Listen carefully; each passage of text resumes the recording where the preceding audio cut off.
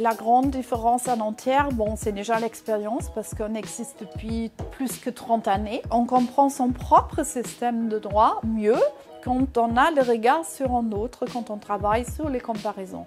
Quand on est à Potsdam, on commence par exemple les 2 premières années à Potsdam. Il y a des enseignants du droit français qui enseignent le droit français à Potsdam.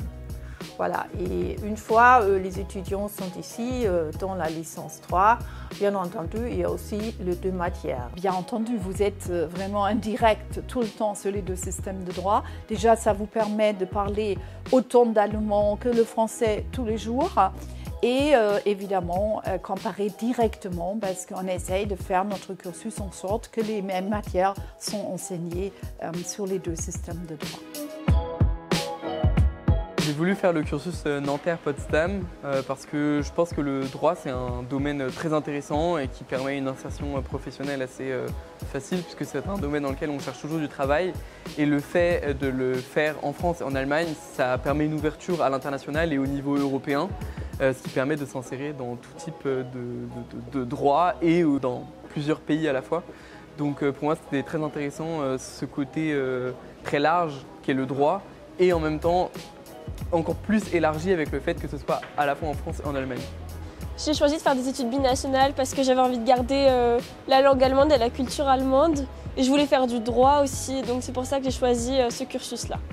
J'ai choisi ce cursus parce que le franco-allemand me passionne. J'étais déjà et suis toujours active dans ce domaine à titre privé et ma motivation est donc de pouvoir exercer cet enthousiasme professionnellement et de pouvoir vivre le franco-allemand et de participer à son développement à différents niveaux.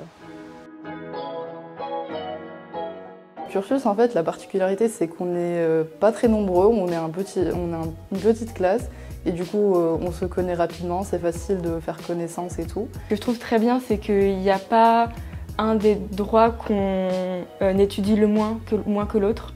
Enfin, bien sûr, quand on est en Allemagne, on étudie plus du droit allemand que du droit français et vice-versa pour la France. Mais on a vraiment autant de connaissances à la fin, je pense, dans les 2 domaines. Donc ça nous permet vraiment de choisir après ce qu'on veut faire, si on veut continuer nos études en Allemagne ou en France. Et ça, j'aime beaucoup. Je pense que c'est un des cursus les plus anciens en droit français et droit allemand en France. Et aussi, il est très renommé. À Nanterre, il y a beaucoup plus d'étudiants, mais du coup, il y a une grande vie associative, il y a beaucoup d'associations. Le campus est super grand, il y a beaucoup de verdure et beaucoup de soirées aussi sur le campus. Ouais, maintenant je suis le nouveau président de l'ACFA, l'association du cursus de droit franco-allemand. Cette association, c'est une association de campus. Tout d'abord, c'est une association donc, pour la vie de l'étudiant, pour accompagner l'étudiant franco-allemand dans ses études de droit. Donc on va faire des tutorats, des événements comme des after-work, des soirées d'intégration, voilà, vraiment pour accompagner l'étudiant tout au long de son parcours.